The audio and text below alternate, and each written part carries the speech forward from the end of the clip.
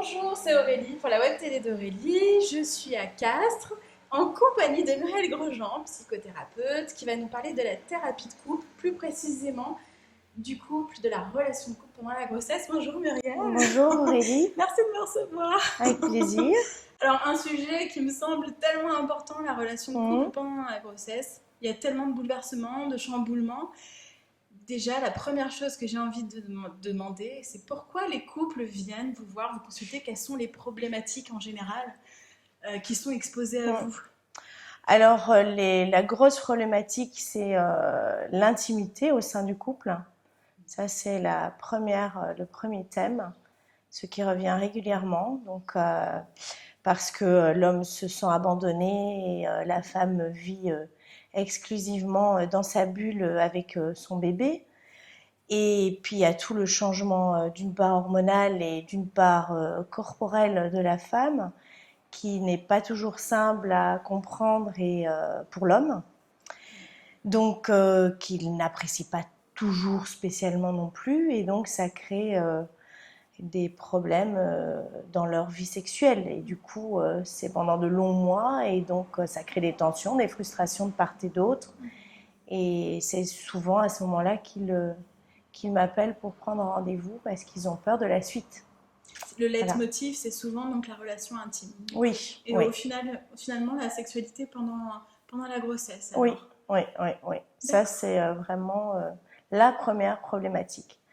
Après, il y a des problématiques qui sont plus profondes, c'est-à-dire que comme il y a un changement radical qui s'opère pour la femme, qui est quand même, même s'il est merveilleux, qui est quand même important, ça peut réveiller des choses en elle, et donc du coup des incompréhensions de la part de l'homme, et des choses en elle qui viennent généralement de son enfance, et voilà, et qui sont dans son inconscient, casées dans des petits tiroirs, et c'est pas simple à gérer. Voilà, et parce qu'elle comprend pas ce qui lui arrive, hein, bien évidemment, Oui, et ça chamboule elle autant contrôle pour l'un que plus. pour l'autre. Voilà, ouais.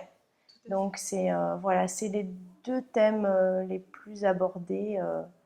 Après, il y a des cas compliqués du style le couple qui doit se séparer, et la femme tombe enceinte et c'était pas prévu au programme, et que fait-on, et voilà. Mais après ça c'est plutôt du cas par cas, c'est pas la grosse thématique qui revient régulièrement. Ces couples qui viennent consulter, du Mm. coup, quel est le... Qui c'est qui fait la démarche en général? C'est plutôt l'homme ou la femme qui demande à consulter parce que l'homme il doit être empêtré dans une situation effectivement où il se demande quelle est la solution. Ouais. Et on dit souvent que c'est les femmes qui Alors font on dit le... souvent, et ben vous seriez étonnés, Ouais, parce qu'il y a des hommes qui font, moi je dirais que c'est moitié-moitié. Oui, c'est pas parce que l'homme est tellement triste ou perturbé ou parfois en colère que qu'il a besoin de comprendre des choses, et quand l'homme m'appelle, c'est qu'il y a plus du tout de communication au sein du couple. La femme, elle m'appelle quand la communication est encore là, mais quand elle arrive plus à faire passer certains messages à son mari ou à son compagnon. Voilà. d'accord. Donc oui, c'est Donc étonnant. franchement, J'aurais... oui, on pense, mais il y a des hommes vraiment. Alors peut-être moitié-moitié, c'est peut-être un peu exagéré de ma part, mais il y a Non, vraiment mais... des hommes qui font les démarches. Oui, absolument. D'accord. Oui. Et du coup, est-ce que... Quels outils on peut leur donner? Parce qu'effectivement, Mm. chacun vit sur sa planète, entre Et oui. guillemets, on n'a pas du tout la même vision des choses et l'un et l'autre. Comment est-ce qu'on peut essayer de créer à nouveau de l'entente du coup? Est-ce que simplement en dialoguant pendant la séance, le fait de recréer du dialogue Alors ou... ça énormément. Ça, je pense que vraiment, du coup, pendant les séances, que chacun puisse dialoguer à son tour, sans être sans qu'on lui coupe la parole, sans que, en étant obligé de se dire voilà, c'est la séance où on parle. Parce qu'il y a beaucoup de fuites dans la communication aussi, donc il y a des couples qui commencent une discussion, puis l'un s'en va, puis voilà, c'est très facile. Là, c'est cadré, c'est dans un Il faut cabinet, rester dans le il y a une cabinet. heure de séance, et voilà, donc là, ils sont là. Et puis moi, je fais quand même des petits exercices comportementaux avec eux. Donc, De mise en situation, des choses comme alors, ça? pas des, ou des mises en situation, ou des exercices plutôt sur les émotions. Donc, par exemple,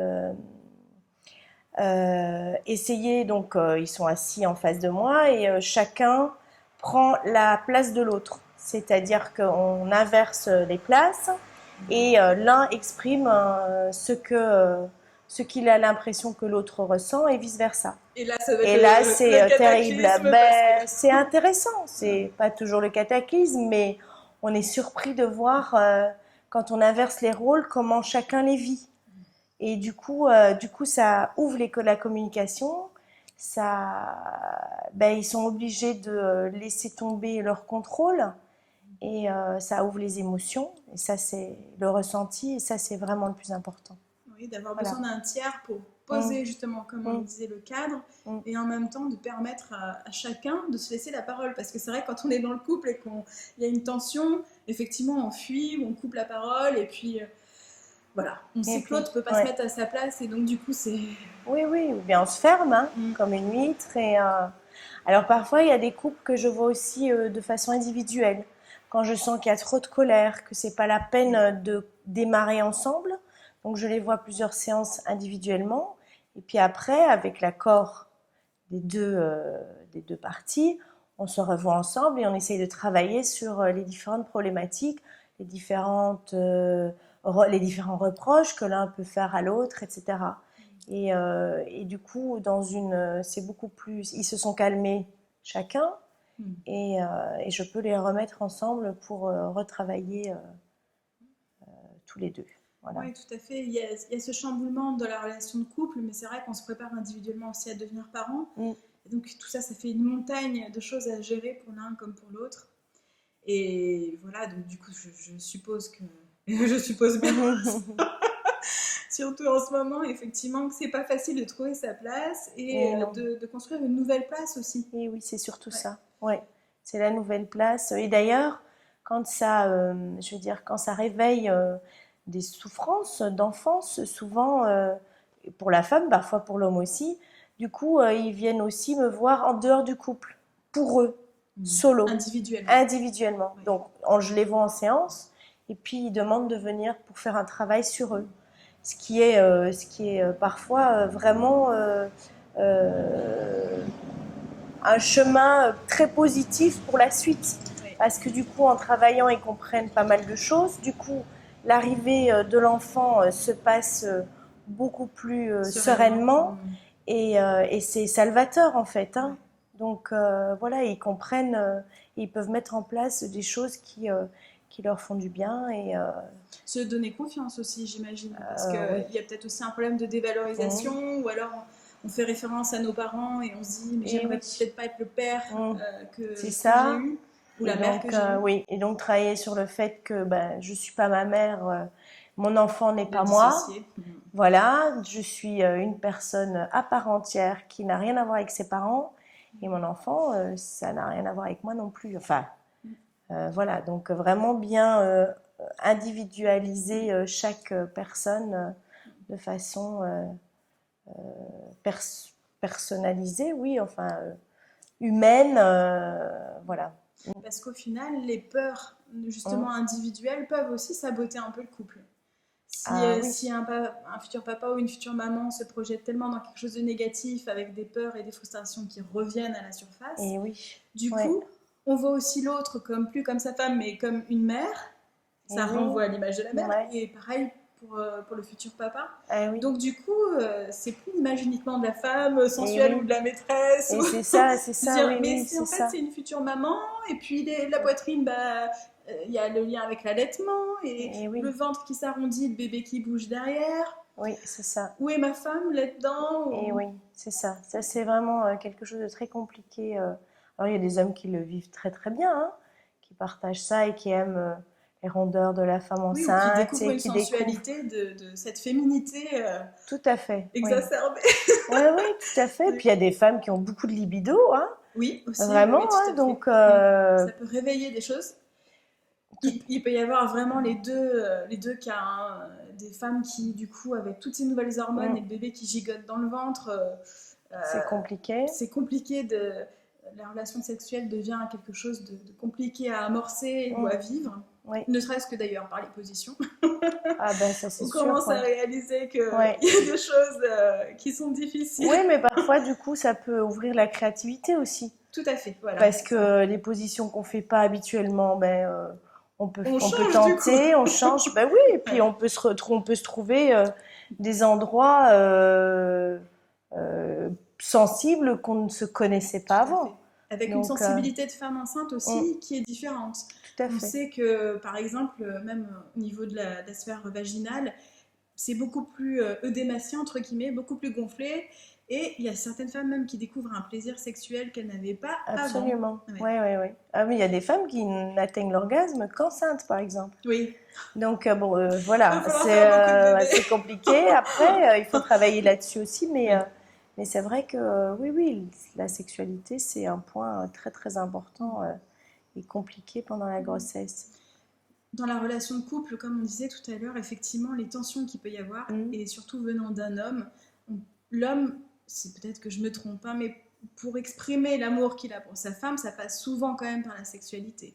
Tout à fait. Contrairement à la femme, elle, qui a besoin d'exprimer beaucoup pour avoir l'acte sexuel au bout, quoi. Donc, il y a Il y a un besoin peut-être fonctionnement plus complètement différent. d'affectif, Voilà, c'est ça. de mise en scène, Tout à fait. voilà, que Donc l'homme, oui. déjà, là, c'est pas évident de s'accorder déjà sans Oui, être en enceinte. temps normal, oui. Mais en plus, effectivement, avec tous ces changements, Et oui, oui, oui, il faut trouver c'est un nouveau mode d'emploi un peu, hein. c'est ça. Voilà, donc, et pour trouver le mode d'emploi, ben, il faut aussi communiquer. Parce que c'est ça la clé du couple. Enceinte, enfin, pendant la période de grossesse, comme pendant les périodes normales, c'est vraiment. Mais c'est aussi la grosse problématique du couple, c'est la communication, parce que chacun n'arrive pas toujours à exprimer ce qu'il ressent, par peur. Donc on en revient toujours aux peurs, aux angoisses, et du coup, ça bloque plein de choses, parce que quand on n'arrive pas à exprimer son désir réel, profond, et ben on a des frustrations. Alors, comment on peut faire pour exprimer son réel désir?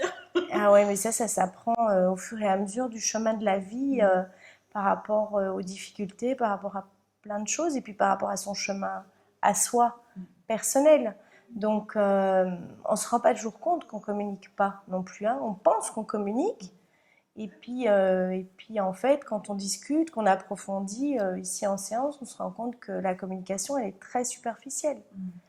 Bon, à la fois, il y a toute l'éducation derrière, il y a tous les tabous, il y a quand même des poids lourds pour chacun d'entre nous. Et donc, chacun essaye de faire comme il peut avec ce qu'il a.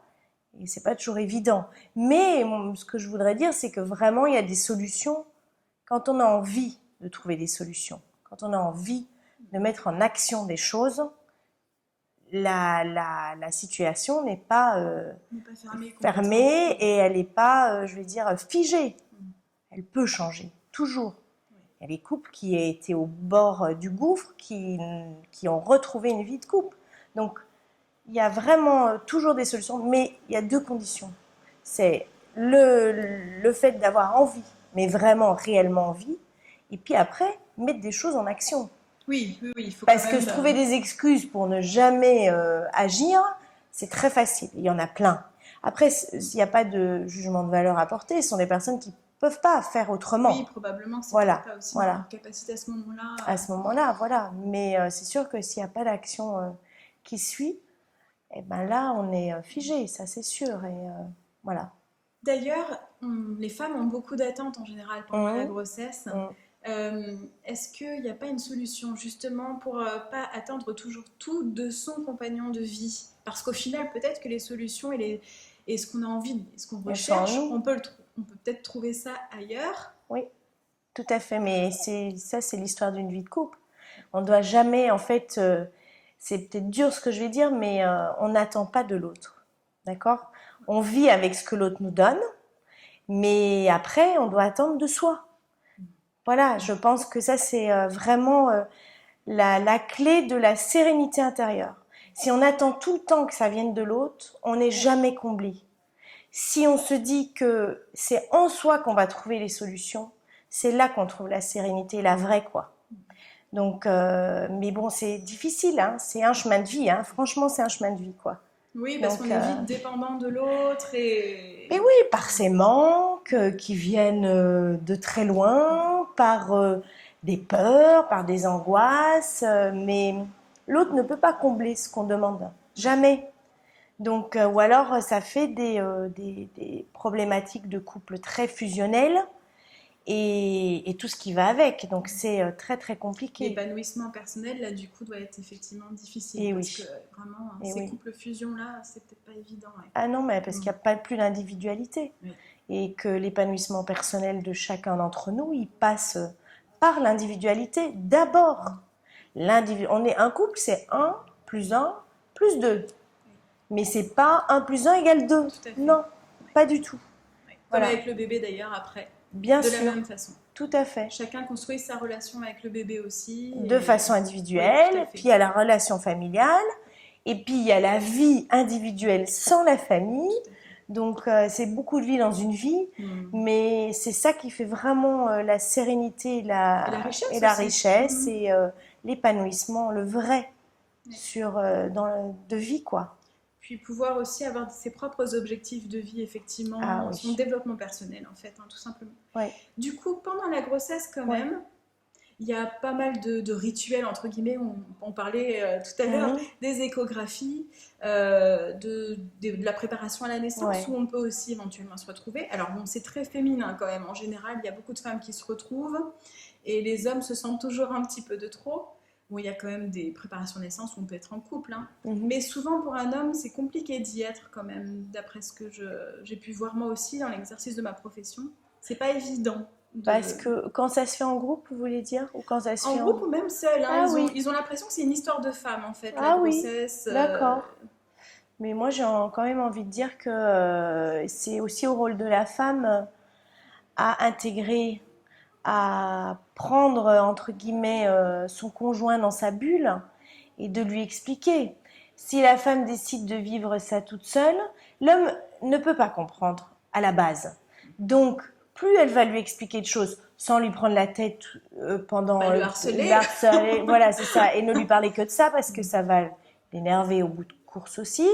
Mais après, si sereinement, ils forment une équipe en fait pour l'arrivée de ce bébé, ils seront gagnants tous les deux et l'homme va s'impliquer. Il aura envie. Maintenant, si c'est ponctuellement, elle lui reproche de ne pas venir à une écho mais qu'elle ne lui explique pas, qu'elle ne l'intègre pas, qu'elle ne lui pose pas des questions par rapport à lui, ce qu'il ressent pendant la grossesse, parce que souvent la femme, elle exprime beaucoup ce qu'elle ressent. Oui, ça, on est forte pour ça. Voilà.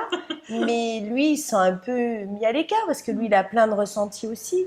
Donc c'est vraiment, une équipe, quoi. Former une équipe autour de la grossesse mais c'est difficile, hein, je sais, c'est pas simple, mais plus elle impliquera son conjoint, plus ce sera positif au sein du couple. Donc, dans l'impliquer, alors on peut dire de quelle façon elle peut l'impliquer concrètement ? Quel conseil vous donneriez, vous, du coup, aux femmes hein, pour qu'elles puissent vraiment impliquer leur homme ? Alors bon, déjà, tout ce qui est échographie, etc., je pense que c'est très important que le couple soit présent. Et présent à deux, parce que j'ai des couples qui viennent avec les enfants, qui viennent avec la grand-mère tout d'un coup, enfin la mère, donc la future grand-mère. Non, c'est quelque chose qui se vit presque, en couple. Peut-être aussi. Mais bien sûr, mais comme l'accouchement. C'est pareil, l'accouchement, ça doit se vivre en couple, pas au milieu de la familia, quoi. Enfin, voilà. Dans plein de pays, ça se vit. Oui, alors ça part et de génération. Tout à fait. Alors là, je parle d'ici en France. En France, hein. D'accord. Je respecte complètement toutes les cultures. C'est très très important. Mais ici en France, c'est vrai qu'en tout cas les couples qui se déplacent chez moi, on ressent vraiment le besoin qu'ils vivent ça à deux. De toute façon, c'est vrai qu'on dit, on fait ce bébé. Dans l'acte sexuel, dans l'amour, avec les hormones de l'amour, à deux, a priori. Et donc, pareil, les mêmes hormones sont sécrétées lors de l'accouchement, ces hormones de l'amour. Et donc, du coup, on peut retrouver peut-être cette intimité-là et ce moment complice. Ah oui, c'est sûr. Alors, évidemment, si le conjoint peut être là à l'accouchement, c'est important. Il faut le sentir, il faut le pouvoir. Oui, mais voilà. Si ça se fait, c'est mieux.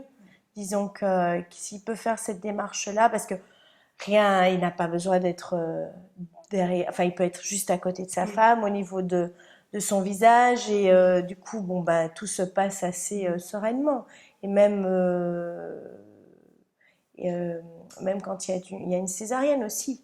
Alors, je sais bien qu'il y a certains hôpitaux qui acceptent la présence ou pas du papa, mais en tout cas, quand c'est possible, parce que sinon, il peut pas le vivre en fait.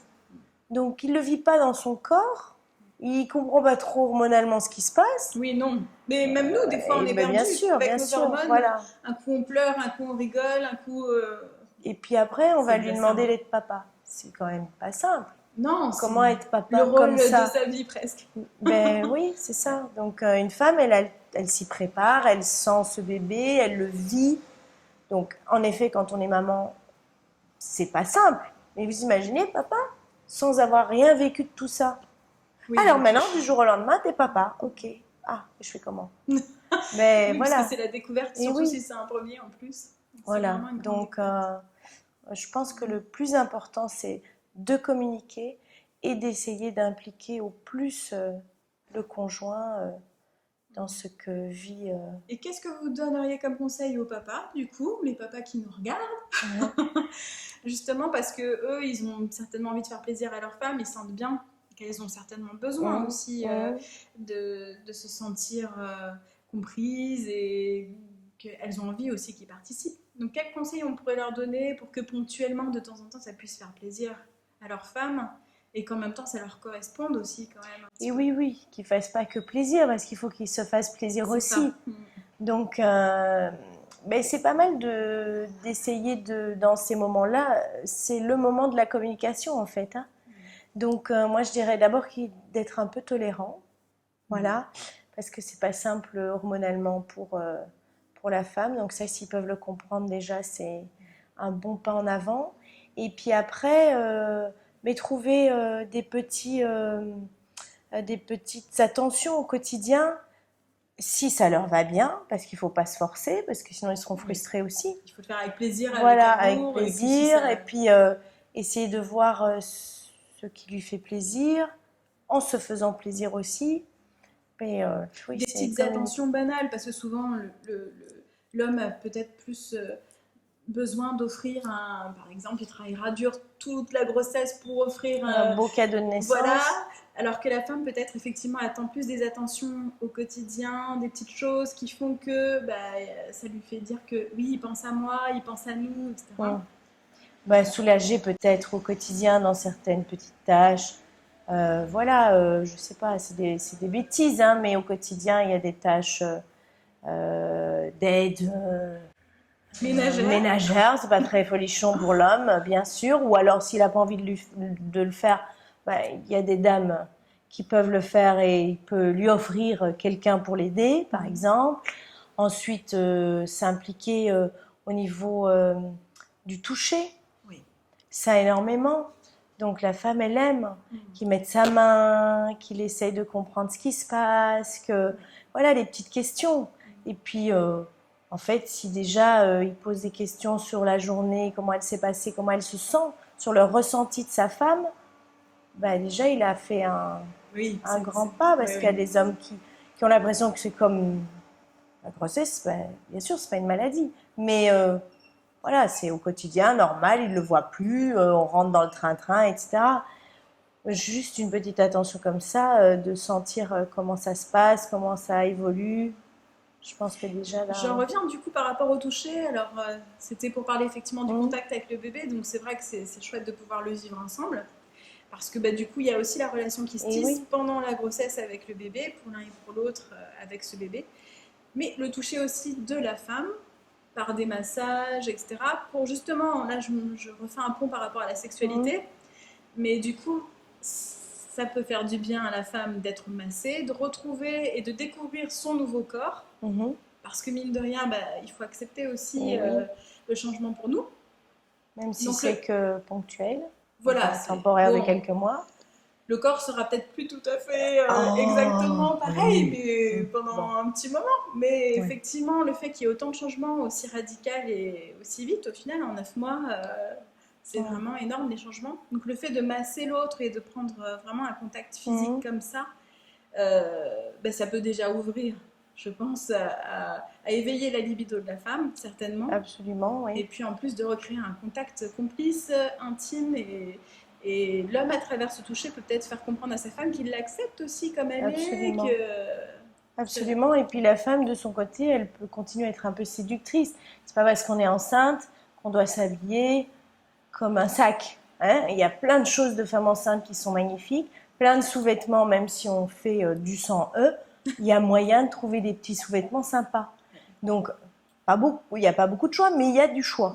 Donc, il y a aussi ça, continuer à se maquiller, continuer à aller chez le coiffeur, parce qu'en plus, une femme enceinte, elle rayonne, donc il ne faut pas grand-chose pour qu'elle soit encore plus belle. Et du coup, continuer à séduire, pas se dire, oh ben non, mais 9 mois, là, je vais être grosse et moche et je me mets sur le côté. Dévaloriser voilà. et se dire au contraire, oui. Profitons de cette période-là pour se redécouvrir. Voilà, différemment et continuer à être belle pour mon conjoint, continuer à lui plaire. Ça, c'est tout le côté je reste femme. C'est ça qui est important, c'est que l'autre ait le sentiment que ce n'est pas que maman, future maman. C'est je reste femme et pas que mère, quoi. Voilà. D'avoir ces petits moments-là, parce qu'au quotidien, c'est peut-être pas forcément évident, mais peut-être d'essayer 1, 2, 3 fois par semaine. Déjà, de faire une petite magique. attention, effectivement, de se coucouner, de se dorloter, de se faire belle pour son homme. Voilà, c'est ça. Et de trouver des petits, un petit peu, avec un peu de créativité, il y a toujours moyen de trouver des petites choses, des petites attentions. Finalement, c'est réciproque, c'est de part et d'autre. Hein. C'est vrai que l'homme a une part de chemin à faire, mais la femme, il ne faut pas qu'elle se laisse aller non plus. Voilà, elle n'est pas que mère, il faut qu'elle reste absolument femme. Voilà. Mais c'est vrai que c'est pas évident. C'est pas évident du tout parce que il y a tout un travail qui se fait. On compare souvent la crise d'adolescence avec justement la grossesse parce que hormonalement, c'est le chamboulement comme à l'adolescence. Le corps change comme à l'adolescence. Tous nos repères physiques, tout est complètement... psychologique. Oui. Donc autant ça peut déstabiliser l'homme, autant c'est pareil pour la femme. De bien verbaliser effectivement, mais tiens, je ressens ça, je suis désolée, je sais pas pourquoi je pleure là, mais voilà, je sens que ça déborde. Et oui, c'est ça. De bien le verbaliser, comme on disait tout à l'heure, de communiquer. Et oui, c'est ça. Très rapidement, dans les séances, les couples se sentent mieux ou c'est vraiment long à venir, cette communication qui se remet en place Alors, je veux dire qu'à moins qu'il y ait beaucoup de souffrance, voilà, le travail peut être plus long, mais si c'est un réajustement ou un problème de communication, ça peut aller assez vite. Vraiment, voilà. De toute façon, on prend le temps qu'il faut et je pense qu'une fois qu'ils y sont, le temps n'a pas tellement d'importance. L'essentiel, c'est qu'ils trouvent des réponses, des solutions et qu'ils se sentent mieux. Voilà, à partir du moment où on fait cette démarche, il ne faut pas se dire moi je voudrais que ça soit fait en 2 mois ou bien je voudrais qu'en 15 jours ce soit réglé. Non, il faut se dire j'entame une thérapie, un processus, c'est pour mon bien-être, notre bien-être. Le temps, on le met de côté et on prend le temps qu'il faut pour être bien. Parce que dans la vie, à l'heure actuelle, on a tendance à toujours vouloir prendre un TGV, mais oui, c'est important. Et puis c'est du temps pour soi. Oui. C'est se poser pour soi. Voilà. Oui, et puis pendant les 9 mois, il y a plein de choses qui se passent, effectivement. Donc ça peut être intéressant d'avoir, de toute façon, dans l'évolution de la grossesse, d'avoir ce temps de parole vraiment où on sait que c'est pour nous. C'est ça qui est chouette aussi, c'est que quand on fait cette démarche-là, on se dit, allez, c'est notre petite bulle d'air quand même. Même s'il y a des tensions dans le couple et qu'à la maison, c'est une parenthèse. On se dit, mais demain, on y va, on va pouvoir parler, on va pouvoir souffler. Et ça permet aussi de passer souvent, le cap. Il pousse la porte. Ah, on est content, là, c'est notre moment. Il fallait, C'était important, on est content qu'il arrive. Oui, ça, je pense que oui, c'est vraiment un moment, une parenthèse dans une journée de quotidien. Voilà, mais il faut se laisser le temps. Ça n'a rien de courir derrière quoi, d'ailleurs. Oui, on se sent toujours pressé, pressé, et dans des attentes à nouveau. Oui, et que ça aille vite et que ça arrive tout de suite. Et non, il faut apprendre à se laisser le temps aussi. C'est important. Profiter de la grossesse, Mm. de casser un peu les préjugés ou les attentes qu'on a pour vraiment vivre les choses à sa façon.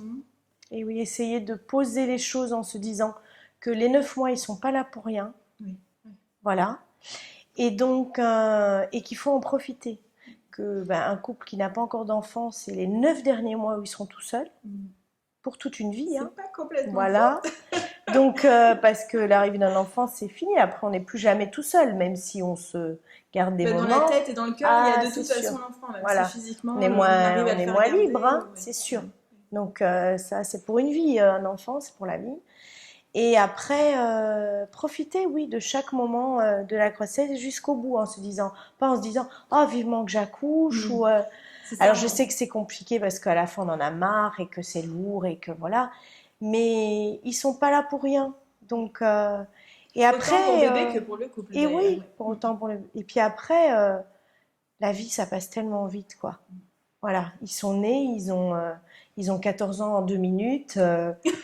Enfin voilà, je suis bien placée pour le savoir. Donc, et souvent on se dit, ça a passé tellement vite. Qu'est-ce qui s'est passé? Et oui, et on profite pas assez. Donc moi j'ai vraiment envie d'insister sur le fait de profiter, quoi, de tous les moments au maximum. Et de ne pas focaliser sur les points noirs ou sur les tensions, parce qu'effectivement, oui, il y en a, mais pour tous les couples, j'ai envie de dire.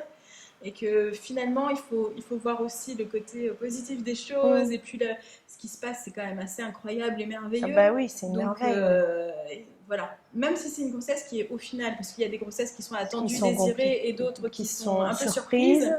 Voilà. Mais à partir du moment où on se dit, ok, on investit la grossesse, on la garde, bon bah là, ok, c'est le moment de le vivre pleinement. Et puis, en tout cas, essayer au mieux, oui. Et s'il y a des difficultés, ne pas hésiter à faire cette démarche thérapeutique. Oui. Parce que vraiment, ça peut aider à vivre plus sereinement et à se sentir mieux. Tout à fait. Donc, je sais que c'est pas simple de faire une démarche thérapeutique, mais parfois, ça en vaut la peine. Hein.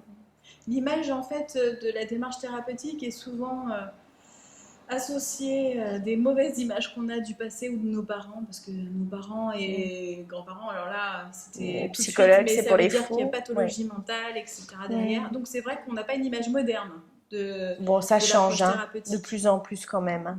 Les démarches sont quand même faites plus facilement maintenant qu'avant. Bon, ça pourrait être encore... Moi, j'ai envie de dire que presque tout le monde devrait une fois dans sa vie faire une démarche thérapeutique parce que tout le monde a des sacs à dos, tout le monde a des choses à porter qui sont parfois très lourdes et dont on ne se rend pas compte, mais qui pèsent. Qui nous appartiennent pas forcément. Et qui nous appartiennent pas forcément, exactement. Mais en dehors de ça, c'est vrai qu'à partir du moment où on décide de le faire, il faut le prendre comme une belle expérience. Parce qu'en bout de course, le résultat, il sera, si on le veut. On se lance le défi de mieux vivre, oui. pour un mieux-être. C'est ça, vraiment. Vraiment. Bon, après, voilà, il faut le vouloir et avoir l'envie, le désirer, comme un bébé. Il y a des étapes pour tout, des phases pour tout, et chacun son rythme, ça c'est sûr. Ça, d'accepter que du coup l'autre n'est pas le même rythme. Et c'est pas grave. C'est pas grave. Tout à fait, oui. Mais c'est vrai qu'il y a plein de choses positives dans la grossesse je sais que c'est pas simple de toujours devoir se dire bon, alors je vois pas le négatif, je pense au positif, mais c'est quand même plus, je veux dire, plus riche d'essayer d'avoir ce côté positif. Oui, bien sûr, évidemment. Ça apporte plus, et au bébé aussi, hein. Tout à fait, oui, le bien-être de la maman et du couple, des parents, c'est important. Il ressent quand même pas mal de choses, ce bébé. Et oui, c'est sûr. Donc c'est sûr, c'est bien pour lui aussi. Quand il y a plus de sérénité, ou quand il sent que les parents comprennent des choses en faisant une démarche thérapeutique, moi je reste persuadée que ça lui change la vie à son arrivée. Oui, l'ambiance, effectivement, n'est pas la même pour lui. À l'arrivée. À l'arrivée et puis pendant la grossesse et oui, aussi, bien sûr. Parce que il y a des bébés qui vraiment ressentent énormément de choses. On ne connaît pas toutes les capacités du bébé, mais on se doute qu'il prend beaucoup de choses et il s'imprègne aussi des émotions qui l'entourent. Donc, oui. C'est important aussi pour lui de le faire. Oui, de faire. C'est un peu une démarche pour soi et pour son enfant aussi. Mais comme toute démarche thérapeutique, parce qu'on travaille sur soi, mais quand on a des enfants, on sait que ça a des Ça impacte répercussions. aussi sur toute la famille. Eh ben, c'est sûr. Femme heureuse, vie heureuse, on dit. Hein. Certainement. Un petit mot pour conclure, pour la fin, un petit dernier conseil à donner pour que ça se passe bien pour ces couples qui nous entendent, qui nous voient là. Qu'est-ce qu'on pourrait leur dire? On a déjà dit plein de choses. Oui, hein. on a déjà dit plein de choses. Qu'est-ce que j'aurais envie de leur dire?